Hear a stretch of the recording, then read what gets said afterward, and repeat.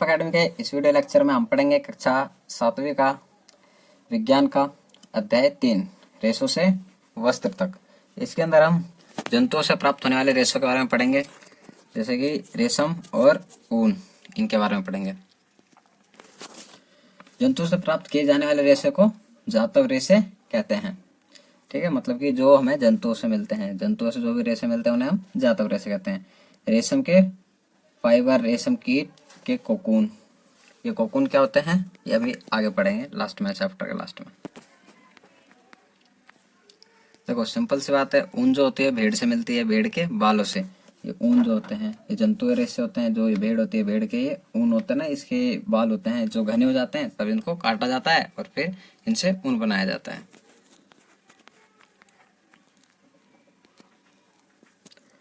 ऊन प्रदान करने वाले जंतु, देखो किन किन जंतुओं से हमें ऊन मिल सकता है। ऐसा तो है नहीं एक ही जंतु है जिससे ऊन मिलेगा हमें। देखो ऊन किस किस से मिलता है, हर स्थान पर अलग अलग प्रकार के जंतु पाए जाते हैं और वो अलग अलग उन्हीं से ऊन प्राप्त होता है।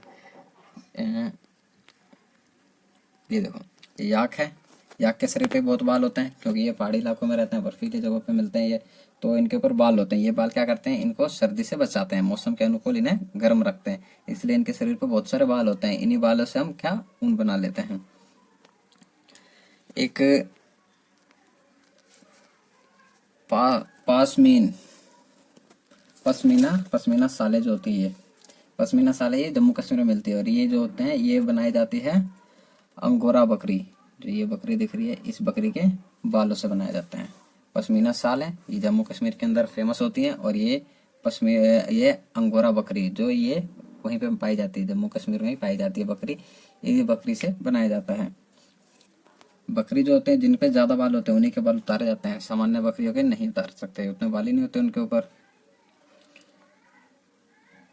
कई स्थानों पे ऊँटों के बाल भी निकाले जाते हैं। ऊँटों के ऊपर के जो रेशे होते हैं उनको उतार के, जो रोए होते हैं शरीर के ऊपर, ऊँटों जानवरों के इनके ऊपर के रोए उतारे जाते हैं और उनका रेशे बनाए जाते हैं। एक पूरा प्रोसेस होता है, उस प्रोसेस के बाद उनका बनाया जाता है।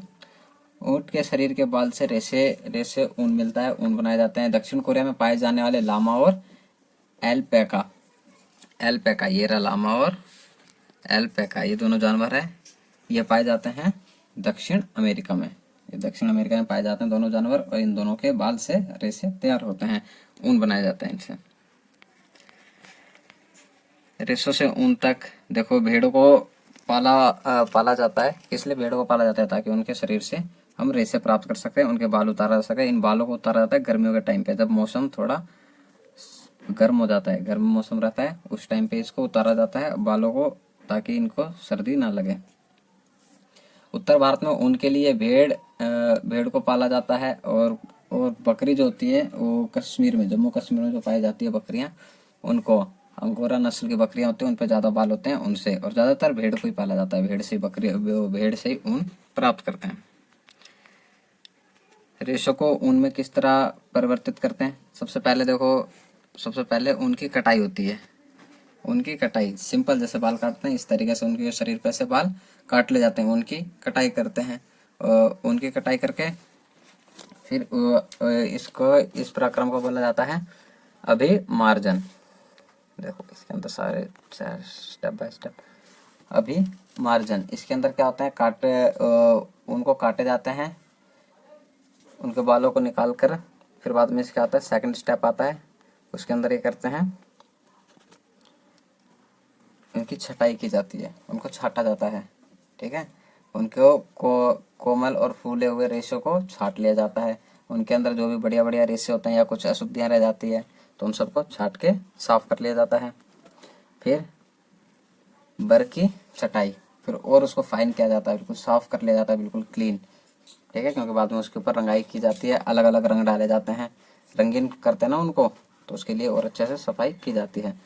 और फिर सबसे अंत में आता है रीलिंग के दौरान जब उसको पूरा एक किसी चीज के ऊपर लपेट लिया जाता है, उसका गोला बना लिया जाता है, उसे कहते हैं रीलिंग। जब धागे को किसी चीज के ऊपर लपेट देते हैं तो वो रीलिंग कहलाती है।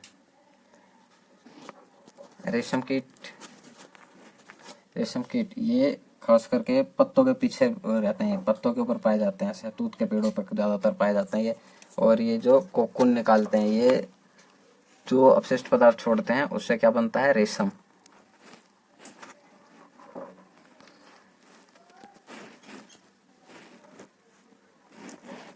शहतूत रेशम कीट, ये शहतूत के पेड़ में पाए जाते हैं मुख्यतः ज़्यादातर ये।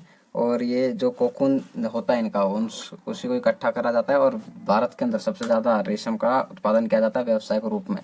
ये बिजनेस है, बहुत बड़ा बिजनेस है रेशम का। ये बहुत मुलायम होता है, सॉफ्ट होता है, इनकी साड़ियाँ बनती है रेशम की, और ये बहुत चमकदार होता है, देखने में भी बहुत अच्छा लगता है। ये हैं सारे रेशम के कीड़े, रेशम के कीट हैं, ये नर और ये मादा। ऐसे ऐसे कोकून होते हैं बहुत सारे, ये बहुत सारे कोकून को इकट्ठा किया जाता है, फिर इनसे बनता है। और कोकून के अंदर क्या होता है, कोकून के अंदर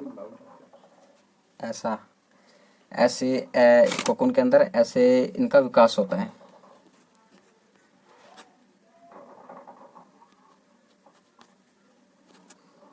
ये रेशम का कीट है, ये एक बार में 100 से भी ज़्यादा अंडे देते हैं। ये जब बहुत सारे ये अंडे देते हैं, इनको इकट्ठा करा जाता है और इनको विकसित किया जाता है। इनको एक सामान्य तापमान दे करके इनको बढ़ाया जाता है। जो ये कोकून है इनको बढ़ाया जाता है, जब ये बड़े बड़े होने लगते हैं फिर इनको रेशों में परिवर्तित किया जाता है। इन्हें साफ ऑफ करके इनको रेशे में परिवर्तित किया जाता है। ये ज़्यादातर शहतूत के पेड़ पर मिलते हैं। शहतूत के पेड़ पर इन्हें कृत्रिम रूप से इनकी पाला जाता है, इनको पाला जाता है। रेशम की रीलिंग, जैसे कि ऊन की रीलिंग हुई थी, किसी धागे को एक जगह इकट्ठा करते हैं, लपेटते हैं, उसको कहते हैं रीलिंग। ठीक है, अगर कोई सवाल हो तो कमेंट में पूछ सकते हैं, उसका जवाब